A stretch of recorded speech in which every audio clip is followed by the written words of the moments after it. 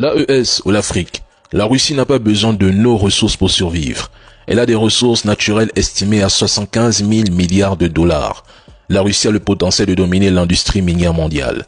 La Russie possède des matières premières que l'Occident convoite pour leur valeur économique, mais aussi pour leur rôle critique dans les industries modernes et la sécurité énergétique. Les matières premières africaines ne sont pas un besoin vital pour Moscou, contrairement à l'Occident qui dépend fortement des nôtres. La Russie est une superpuissance énergétique et minière, c'est un fait.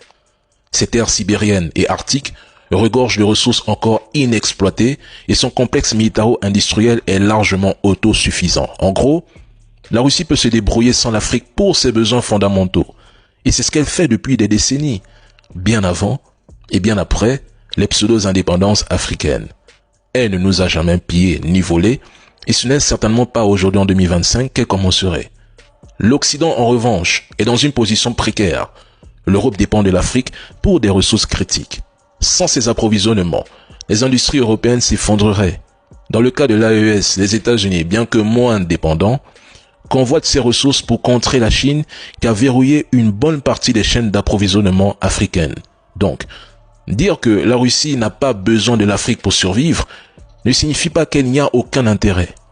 Sa présence en Afrique est purement géopolitique. Elle veut affaiblir l'influence occidentale tout en sécurisant des leviers stratégiques.